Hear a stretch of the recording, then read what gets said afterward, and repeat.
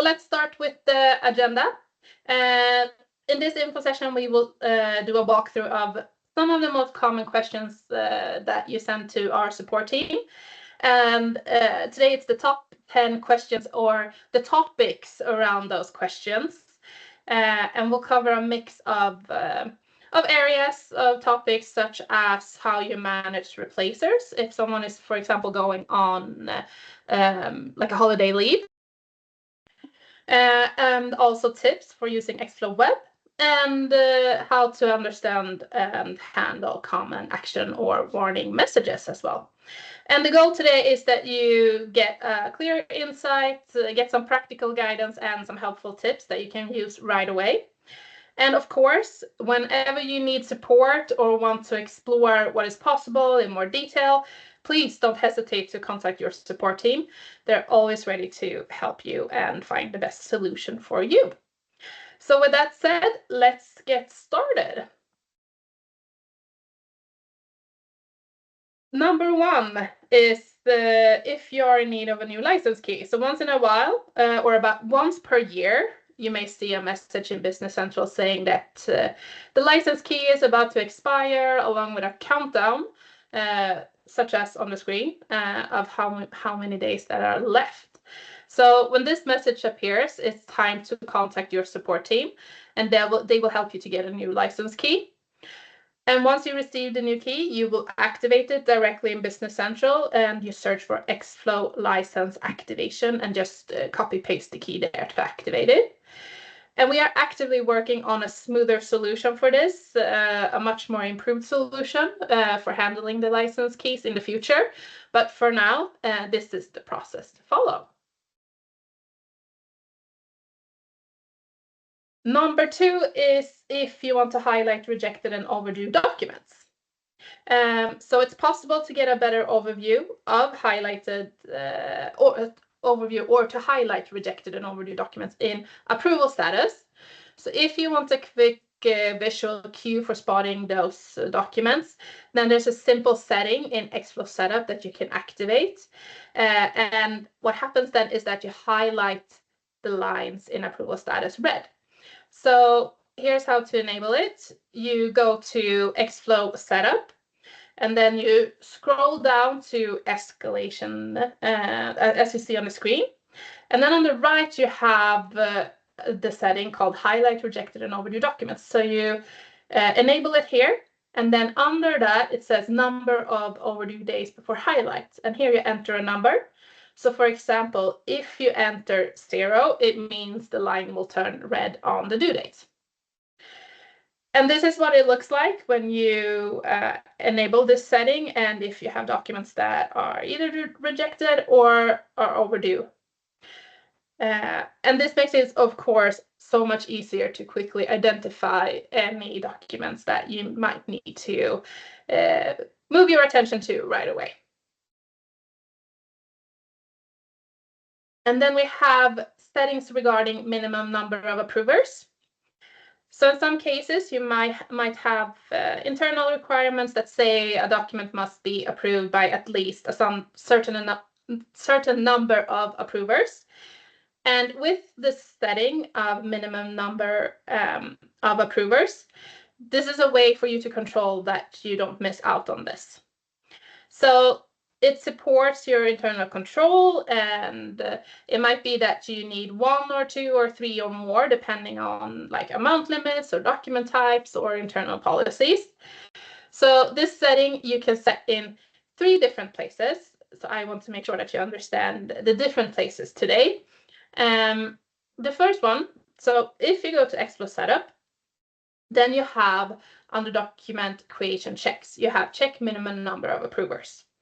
So if you enable the setting here, then it's activated for the import journal. So the document cannot be created until the required number of approvers has been added to your approval flow. And you set the numbers over here under document posting checks. So this is where you set how many it should be. And here under document posting checks, you enable a control that performs this control in approval status. So you have in the import journal and then approval status. And then there's one more place, and it's not shown on the screen, but if you scroll down in ExFlow setup, you go to a place called approval. And this one, if you enable it, and the document does not have the required number of approvers when the last approver tries to approve in ExFlow Web, then they will receive a message in ExFlow Web saying that you have not added the minimum number of approvers or something like that. It has not been met. And then how many more approvers that must be added to the approval flow.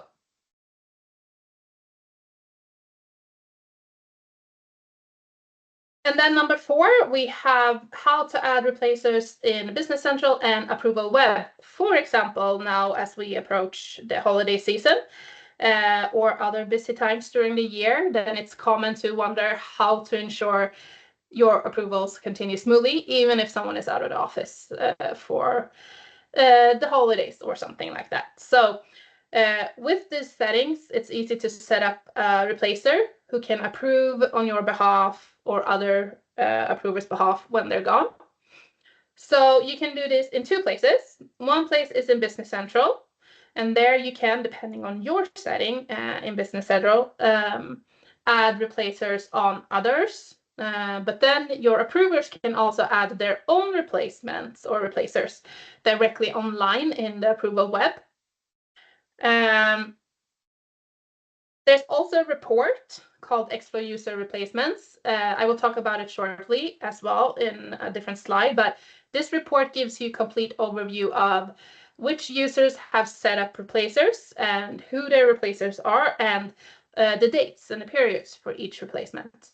So it's a great tool for you to see, okay, have someone added someone during the holiday season or closing periods or team absences or so. So when you add a replacer, also good to know is that both the replacer and the original approver that added the replacer will receive a notification when something needs to be approved, but only one of them needs to approve the document. And this is because of the setup, basically, in ExFlow and Business Central. And let's have a look at how to set this up. So in Business Central, you go to ExFlow Users. And here you click on the person who needs a replacer. So for example, this one. Here you click on Add Replacer. And then you fill out the information. So all companies or some companies. And then you add who should be the replacer. And then after you add the replacer, you add the start date and end date.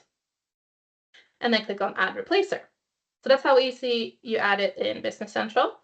And if your approvers want to add it in the web, they click on Replacer to the left and add. And then they fill out the same information, kind of. So who should be the replacer, the dates. You can also add if it's some companies or all. But here you can also click on the trash icon if you want to delete it if you did something wrong or so. So they can administrate that themselves as well.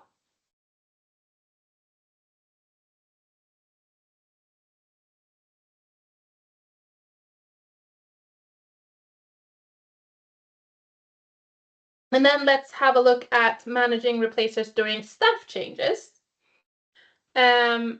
So when an employee leaves the company, such as a department manager or something like that, you may need a new department manager to take over the same approval rules or access previous approved documents in order to keep the approval flows going on when someone new is coming in to the company. So ExFlow makes this possible to reassign both approval rules and approval history to a new user. So let's have a look at an example scenario. So let's say that your marketing manager leaves the company. and you want the new marketing manager to use the same approval rules, that one should be added to the approval rules. And they should access all the documents previously approved by the old manager. And you want to continue the approval process without disruption. So instead of you adding all of these, this manager to all of these approval rules manually, you can click on block user on the person that is leaving. And then you will get this pop-up. And here you add the new user, so the new manager, for example, and then you click in access history and replace approval rules and coding rules, and then you click OK. And you will then update the user links, so the new approver inherits both the approval setup and approval history from the previous employee. And then this employee will be blocked. So then the new one can take over and continue the work. Next, let's talk about permissions in the approval web. So web permission roles make sure that everyone has the right level of access when approving documents in the ExFlow approval web. And all approvers need a web permission role. And this role defines what the approver is allowed to do when approving documents online. So for example, you may want some users to only approve or reject documents, while others should be able to adjust coding. So these roles help you keep the control in a structured way. So the web permission role is added on the ExFlow user card, and it's applied per company. So you can see here to the right where you add the role is web permission role. And you can see here I have the same role for each company, but you can then add different roles because someone might only need to approve, reject, or set a document on hold in one company, but in another company, they might need to be able to change the coding, for example. And there are 4 different permission roles. First, we have the approver, and it can approve, reject, and set a document on hold. And they can only access documents where they are included in the approval flow, and no changes are allowed. And then you have approver power, and it's the same as above, but you can also add and forward to another approver, and you can change coding such as GL accounts or dimensions. And then we have approver super. It's the same as above, but you can also see all approved documents in ExFlow history. And then you have admin, and it's full admin permissions in ExFlow web in the setup there, and you can make settings that apply to all approvers. And if you are an admin on a documentation platform, you can see what you can do as an admin. There are so many things that you can set up for the web, for example.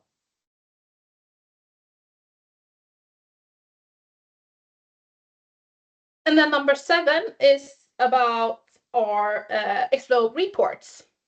So ExFlow includes a wide range of reports that help you analyze documents, users, and approval rules as well. And many of these reports are not just for administrators, they are helpful for the whole financial team. You can get a quick overview, follow-up, month-end closing. For example, you can identify bottlenecks, long approval times, and approvers who may need reminders, for example, of documents that they need to approve. And the reports are grouped into 3 main categories. It's documents, users, and approval rules. And all reports can be exported to formats such as Excel and PDF, so it's easy to share and analyze and work with them outside of Business Central as well. And if you use ExFlow Accountant role in Business Central, then you can access the reports as shown on the screen. And otherwise, you can just simply search for them. And let's walk through these different categories and some of the reports that you can use. So for example, under document reports, there's one called ExFlow Approval Status. And this report is useful in several scenarios, such as you can follow up on approval status, month-end routines to identify pending costs. You can review all documents that are pending approval and not yet posted. and you can filter by due date to view documents from a specific period. And this report can also be used to fill a general journal with entries that can be posted to book preliminary cost per purchasing for documents that have not yet been fully approved or certified. And then under the user reports, you can find reports that can help you analyze and follow up on users across the companies. For example, you can see which users exist per company. You can track which approvers have lines pending approval. You can see statistics numbers, such as the number of approved lines that someone approved during the year, for example. And you can see average number of approval days per an approver. And a very popular report is the ExFlow user replacements, which I spoke about earlier. And here you can see who has set up a replacer and the period or dates for each replacement. So it's very helpful now, for example, during the holidays. And then under approval rules reports area, you can find reports that give you insight into your approval rules and your workflows. So you can see all approval rules, how many rules that exist, details about the structure and the flows. And for example, in ExFlow approval rules report, you can also apply filters such as vendors or dimension values to review specific parts of your approval setup. And also, if you have access to Power BI, then we also provide prepared settings and templates to help you analyze your data. So you can get it on the start page, for example, as you can see here on the left. So contact your support team for more assistance with this and to set it up if you have access to Power BI. And then number 8, we often receive questions about how to automate different parts of the approval flow. And unfortunately, there isn't a single super quick answer to this. And that is because automation depends entirely on your setup, your rules, and your internal needs. So the best approach is to contact your support team, and they can review your processes together with you and recommend the right configuration. And you can also explore many of our settings and features on our documentation platform. And I will also send some videos in the email today on YouTube links with the info sessions that we had previously that touches on automation, so you can watch those as well. But there are some common scenarios where automation can make your workflow smoother. There's so many more ways to do this, but you can, for example, set up automatically approving reoccurring vendor invoices that always meet your criteria or match your external agreements with our ExFlow contracts. You can import documents automatically from ExFlow Data Capture into the import channel if you have ExFlow Data Capture, for example. And you can have automatic approval of PO matched invoices when they perfectly match the order and receipts and have no warnings or actions. You can have automatically approving miscellaneous charges, either for all vendors or for selected vendors. You can create lines in the import journal with an ExFlow purchase code, for example, so you can trigger that accounts and dimensions should be added on the lines. And there's so much more that you can do. Like you could, for example, if you would want to, you can have a document move through the entire flow without even doing anything with it. So you can set it up for parts of the flow or the entire flow. So in other words, please contact your support to get help and find out what you can do more in your ExFlow. And then number 9, we're almost at 10. We are often asked if there is a manual for new users in ExFlow Approval Web, and yes, it is. You can find one there. On our documentation platform, we can cover, we cover many of the features available on the Approval Web and how to use them. We also hosted a previous info session called ExFlow Web for users. And I will send this to you, a link to the session. We have one in Swedish and one in English. So you can share it. If, for example, you have a new colleague that you want to help and guide how to use the web. Another thing is that one of the most common questions regarding the approval web is that I cannot see all fields. Where do I find them? Why is it gone? So a frequent scenario is that a user needs to fill in, for example, a dimension, for example, a cost center. But the column for that dimension isn't visible. In most cases, this is due to a user setting that hides empty columns. And this is a personal preference setting. You can, as an admin, also administrate this, but in most cases, this is because of the personal preference setting. So each user can control how if they want to see the lines or not. So let's have a look at the web a little bit. So when you have a document, you can choose to see it in full screen, for example. So it can look different with different approvers. You can expand and collapse the lines. But then on the lines to the right, you have 3 little dots. If you click here, you can see something called Show Empty Fields. So if you click there and enable it, you can see all the empty fields. If you untick it, it's gone away. So this is the most common thing that has happened when your users cannot see all fields.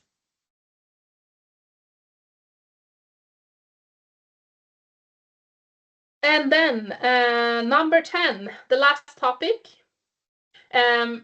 A question that we often receive is, for example, it says that I have a warning message, but I do not know where to look, or I don't understand the action messages.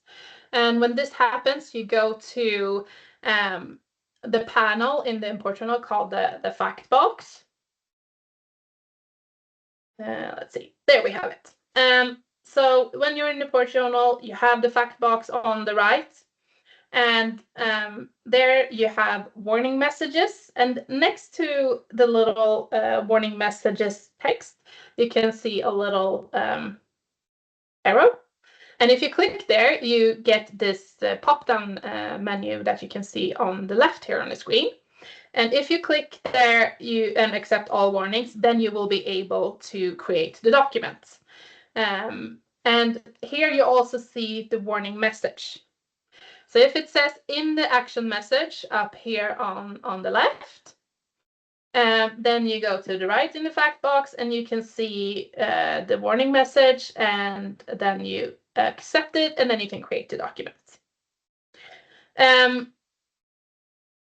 There's also action messages that is not warning messages, for example. And if you don't understand this message, you can read more about them on our documentation platform. And then you go to help and support in the menu on the left. You have something called troubleshooting, and there you find information. So you can see examples of warning messages, and then it explains those. The solution of those. So that was the last topic for today. We are out of time, so I won't be able to answer any questions right now, but please write any questions if you have them. Remember that they're not private, and I will make sure to answer them today or tomorrow. Don't forget that we have our online manual. We have our release notes there, our video tutorials, and then we have the info sessions if you want to know more about ExFlow. I also want to take a moment to mention that we offer additional products within our product suite. For example, ExFlow Travel and Expense. And it's a management software that helps your finance team digitize and streamline the entire expense reporting process. So from logging receipts and mileage in an app or to do online approvals and archiving. So you use it through online portal and mobile device, such as a smartphone, for example. And if you want to know more about ExFlow Travel and Expense, please contact me or visit the documentation platform, our website, or download it because it's free up to 3 users. So you can try it to see how it is. Or if you have a small team, then it's perfect as well. Then it's free. And that brings us to an end. So as you can see here, we do not have any more info sessions of 2025 this year, but we'll be back in 2026 with new and exciting topics. So keep an eye on your email. The invitations will be sent out in February. So if you have any questions about the info session today, please feel free to contact me. Or if you have any other questions, contact your support. You can scan my QR code here on the screen to get my contact information. And if we don't speak before then, I wish you a happy holiday and a happy new year as well.